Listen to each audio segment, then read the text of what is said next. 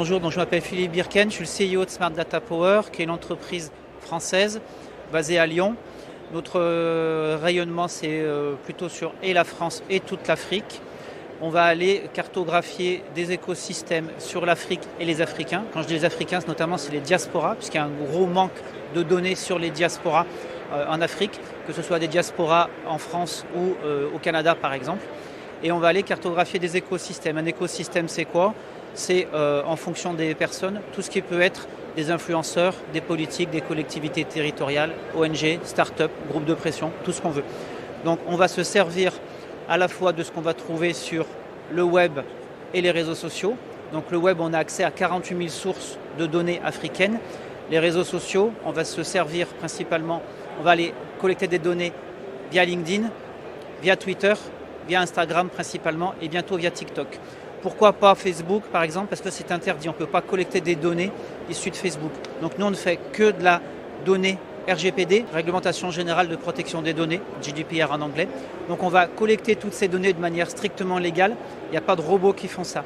Ensuite, comment on fonctionne ? Nous on va collecter ces données via les réseaux sociaux.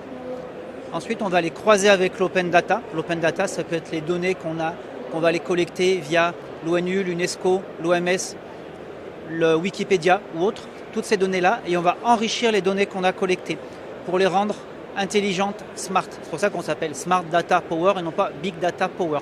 Donc on met d'intelligence dans les données qu'on collecte, et là, on va aller travailler avec le client vraiment de A à Z. A, c'est comment est-ce que je vais définir mes requêtes pour qualifier les données que je vais trouver. Il faut mettre de l'intelligence derrière. Et jusqu'à Z, comment est-ce que je vais aider à l'interprétation de ces données. Le but, c'est à chaque fois de voir avec nos clients dans quel objectif on va récupérer ces données, objectif marketing, communication, lobbying, commercial ou autre, jusqu'à à quoi servent ces données. Et le plus important, c'est à quoi servent ces données. Alors déjà, on a des Africains dans notre équipe, parce qu'on ne prétend pas tout connaître de l'Afrique sans avoir des Africains avec nous. C'est très important. Bien sûr qu'il y avait un retard technologique, en tout cas dans notre partie data Afrique par rapport à Europe, mais en fait ils sont en train de combler le retard d'une manière très importante et ils ont tout compris et ça va très très vite et à chaque fois c'est sur des thématiques très concrètes.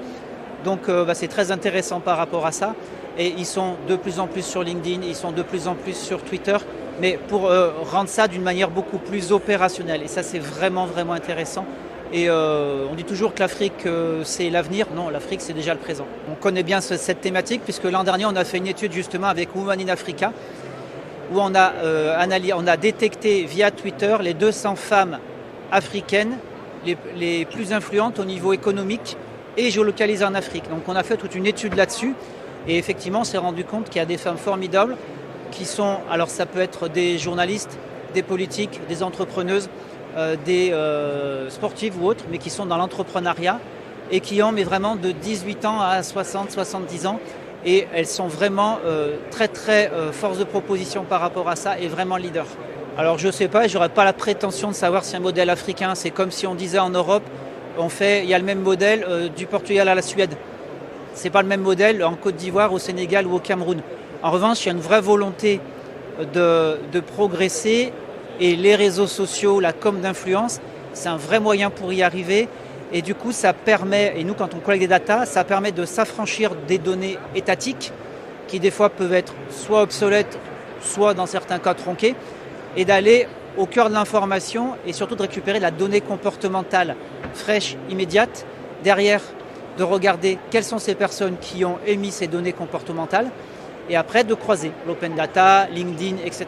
Donc on part de quelque chose de très digital pour arriver à quelque chose de très concret.